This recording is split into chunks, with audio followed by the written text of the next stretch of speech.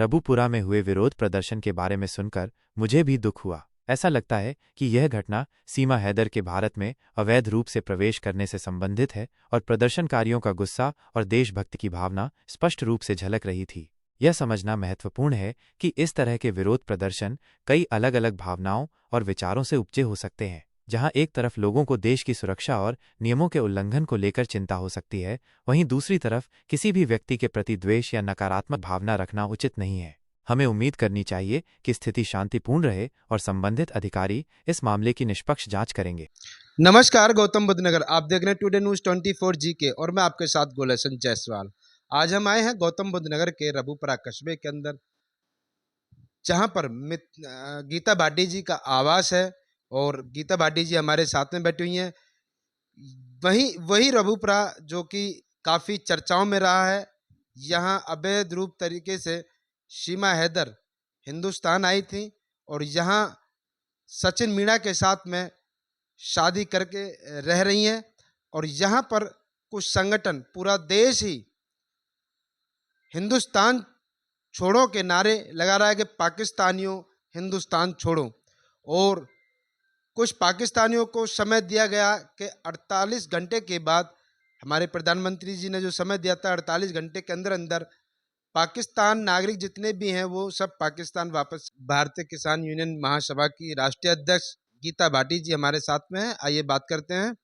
जी madam, जिस तरीका से हमारे देश में एक आक्रोश फैला हुआ है, युवाओं में आक्रोश पैदा है कि जिस तरीका से पाकिस्तान ने आतंकवादियों के जरिए से हमारे भारतीय पर्यटक लोगों की 27 लोगों की बेरहमी से हत्या कर दी गई और उस विषय में पूरे देश से कैंडल मार्च निकाला जा रहा है। जगह जगह कहीं पुतला फूंके जा रहे हैं, कहीं पर पाकिस्तान मुर्दाबाद के नारे लग रहे हैं। तो क्या कुछ कहना चाहोगे जिस तरीका से पहलगाम में घटना घटी? बहुत बहुत धन्यवाद।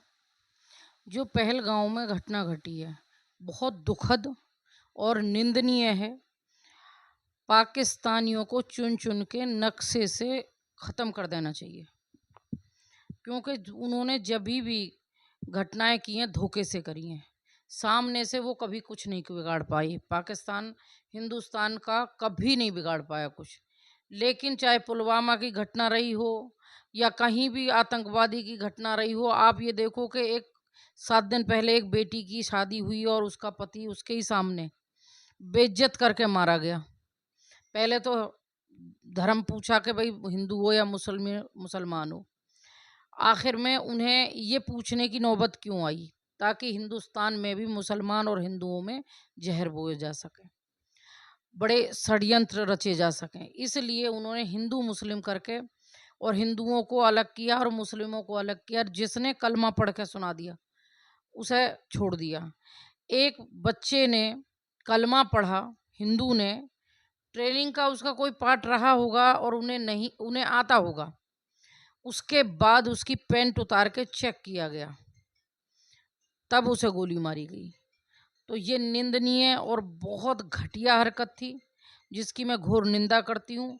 और मैं ये कहती हूँ हमारी जो सरकार है, माननीय प्रधानमंत्री जी से, के नक्शे से हटा गिरो, इस देश के नक्शे से हटाओ इस पाकिस्तान को। आतंकवाद को जड़ से ख़त्म करो। जैसे पहले सर्जिकल स्ट्राइक हुई उसी तरह घर में जा करके और चुन चुन के मारो। हमारे भारत में कितने ही बांग्लादेशी, कितने ही पाकिस्तानी, कितने ही लोग यहाँ पड़े हुए हैं, सबको चुन चुन के देश से बाहर निकालो। ये हम तो अपनी सरकार से मांग करते हैं भैया।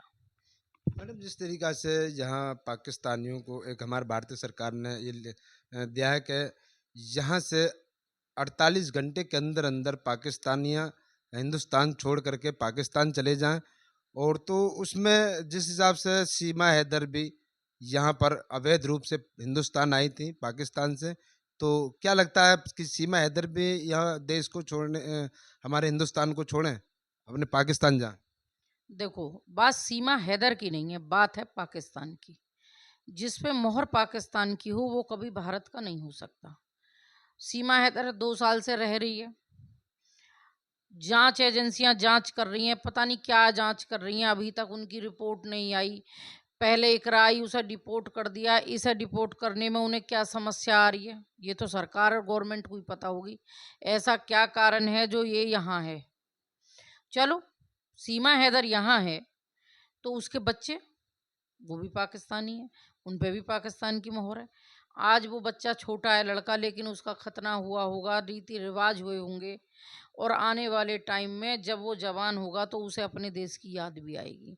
हो सकता है कि वो उस समय सीमा हैदर को कोसे, सीमा हैदर के खिलाफ खड़ा हो और हमारे देश में कोई आतंकवादी घटना कर दे पाकिस्तानियों के सहारे से। तो इस तरह से घटना ना हो कोई, क्योंकि बहुत बार धोखे खाए हैं, बहुत बार धोखे खाए हैं। तो भैया, जिन पे पाकिस्तान की मोहर है उन्हें जाना चाहिए और उन्हें सरकार को भेजना चाहिए। सरकार के लिए कोर्ट बहुत बड़ी चीज नहीं है। हम सुप्रीम कोर्ट, हाई कोर्ट का बहुत सम्मान करते हैं, लेकिन जहां आ रही है बात हमारे देश से पाकिस्तानियों को चुन चुन के भगाने की, तो उसमें मामले को स्थगित करके सीमा हैदर का, मैंने सुना है कि सीमा हैदर इसलिए नहीं जा सकती कि कोर्ट में केस है, उस कोर्ट को वहीं यथास्थिति स्थगित करके और इसको बाहर भेजना चाहिए था, जो नहीं हुआ। ये गलत है। अगर मानो कल को कोई घटना, आज से 4 साल बाद, 5 साल बाद इसने भी कोई घटना की, तो कौन जिम्मेदारी लेगा। देश का, समाज का हित चाहते हैं। ऐसे अगर भरोसा ही करने की बात थी तो न जाने कितनी पाकिस्तानी महिलाएं इस देश में आई, उन्होंने शादी करी, बच्चे पे बच्चे पैदा करे, लेकिन उन्हें फिर भी चुन चुन के भगा दिया गया। मैडम एक बताइए, जिस हिसाब से सीमा हैदर अवैध रूप से रह रही हैं और वो ये भी दिखाते हैं कि हम एपी सिंह ये भी कहते हैं कि इनको नागरिकता मिल जाएगी, बहुत जल्द मिल जाएगी, लेकिन इस टाइम जब ये पहलगाम में हमला हुआ है तो अब से मीडिया के सामने रूबरू क्यों नहीं होती है सीमा हैदर, अगर इतने ही देश के प्रति वफादारी दिखा रही हैं हमारे। अगर देश की वफादार होती तो पहले ही दिन, देखो, वो खाने की वीडियो, नाचने की वीडियो, नहाने की वीडियो, मैं ये कहूँ कि मुंह धोने की वीडियो, कोई ऐसा वो नहीं है जिसकी वीडियोस वो लोग नहीं बनाते हैं। लेकिन जिस दिन हमारे देश में इतना दुखद समय आया कि पुल उसमें पहलगांव में 27 लोगों को मारा गया, उस दिन वो झंडा फहरा रही है, और वो वीडियो उसकी आईडी पे आप जाकर चेक कर सकते हो। 22 तारीख की डेट है और उसमें वो बकायदा झंडा फहरा रही है। ना कोई तीज है, ना त्योहार है, ना 26 जनवरी, ना 15 अगस्त। किस बात का झंडा फहरा रही, खुशी मना रही है। किस चीज़ की खुशी मना रही है, इसका मतलब हमारे जो वो बच्चे गए, जो परिवार अनाथ हुए, उनकी खुशी मना रही है। वो देशद्रोही महिला है। अगर वो देशभक्त होती तो वो झंडा नहीं फहराती, दुख जाहिर करती और सबसे पहले वीडियो बनाती और उन बेटियों को जो है सांत्वना देती और उन परिवारों को सांत्वना देती और भारत को जो कहती, भारत के हमारी सरकार से, कि भाई पाकिस्तानियों को चुन चुन के मारो। लेकिन ऐसा नहीं हुआ, उल्टे झंडा फहराकर, खुशी मनाकर उसके बाद वो बिल्कुल गायब हो गई और उसने एक भी वीडियो उस दिन से 22 तारीख के बाद कोई वीडियो नहीं डाली। आपको लगता है कि मीडिया के सामने, देश की मीडिया के सामने रूबरू हूँ और मीडिया से छुप कर बैठ गई। कहीं ना कहीं ये अंदेशा होता है कि जब कोई घटना हमारे देश में पाकिस्तानियों द्वारा होती है तो ये खुशी किस बात की मनाती है। तो मैडम ये बताइए, जिस हिसाब से पहलगांव के अंदर आतंकवादियों ने एक बहुत बड़ी घटना को अंजाम दिया है, तो इनके लिए क्या सजा होनी चाहिए। हमारे प्रधानमंत्री, जो हमारे भारत के जो राज्य सरकार है, क्या राज्य सरकार से, केंद्र सरकार से क्या गुहार लगाई है। देखिए, जो पहलगांव की घटना हुई है, सबसे पहले तो जो लोग शहीद हुए हैं उन्हें शहीद का दर्जा भी मिले, उनके बच्चों की पढ़ाई का खर्चा और उनके परिवार में उन बहनों को सरकारी नौकरी और उन्हें ज़्यादा से ज़्यादा आर्थिक मदद दी जाए। अब आती है उन आतंकवादियों की बात, तो उन आतंकवादियों को चिन्हित करके तो चुन चुन के मारा ही जाए और साथ में पाकिस्तानियों को नस्तो नाबूद किया जाए, ताकि आगे ये आतंकवाद ना फैलाएं। और जो 12 लोग चिन्हित करे गए हैं उसमें कश्मीर में, उन सभी के घरों पे बुलडोजर चले और जो भी लोग अब जैसे पाकिस्तान भेजे गए हैं, चुन चुन के भेजे गए हैं, आप ताजुब करोगे कि पाकिस्तान तो मौज ले रहा है, वो तो हिंदुस्तान में खा रहा है। यहाँ महिलाएं बुजुर्ग हो गई, शादी हुई है पाकिस्तान में और 10-10 बच्चे लेकर के यहाँ रह रही हैं, राशन फ्री का यहाँ खा रही हैं, यहीं रह रही हैं और यहीं में मौज उड़ा रहे हैं। और आज की डेट में ये लगा लो कि 15-15, 10-10 बच्चों को लेके जब उनके बच्चों को भगाया गया और उनको रोका गया है, तब जाके पोल खुली है कि यहाँ तो लाखों की तादाद में पाकिस्तानी लोग यहाँ भरे पड़े हैं, फ्री का राशन खा रहे हैं, फ्री का रह रहे हैं और फिर पाकिस्तान की घटनाएं हमारे आके हिंदुस्तान के बच्चों पे कर रहे हैं। मैडम, भारतवासियों को क्या संदेश देना चाहोगे अपनी तरफ से, जिस हिसाब से ये घटना घटी है और यहाँ एक हिंदू मुस्लिम का जो एक षड्यंत्र रचा है, तो क्या कुछ कहोगे? देखो, मैं खुद एक संगठन चलाती हूँ जिसमें सभी 36 बिरादरियों को लेके हम लोग चलते हैं। उसमें मुसलमान भी है, हिंदू भी हैं, सिख भी हैं, ईसाई भी हैं। मैं कह रही हूँ कि हर बिरादरी के व्यक्ति जुड़ते हैं, तो सभी को सम्मान करना चाहिए। और इस देश की जनता से सिर्फ एक ही अपील है, आपस में न लड़के सिर्फ पाकिस्तान से लड़ो और पाकिस्तानियों को भगाओ। एकजुट होकर अब जाग जाओ। बहुत बार अपने बच्चों की कुर्बानी दे दी है, सीमाओं पे भी हमारे ही बच्चे कुर्बान होते हैं, किसी राजनेता का कोई बच्चा नहीं हो सकता। आप ये देख लो कि पाकिस्तान को ही समझ लो इस बात पे कि पाकिस्तान के जितने भी नेता हैं, जितने भी हुक्मरान हैं, सबने अपने बालक काई ने कनाडा, काई ने कहीं भेज भेज दिए कि कोई गड़बड़ हुई तो हमारे बालकन पे आँच ना जाए। तो चाहे यहाँ के हुक्मरान हों, हमारे सरकार है, कितने ही नेता हों, किसी नेता को बालक मिलिट्री में या फौज में या जो हमारे जहाज, पानी के जहाज हैं उन पे, नेवी में या किसी भी फोर्स में या पुलिस में, कभी किसी नेता का बच्चा नहीं पाएगा। पाएगा तो सिर्फ किसान का।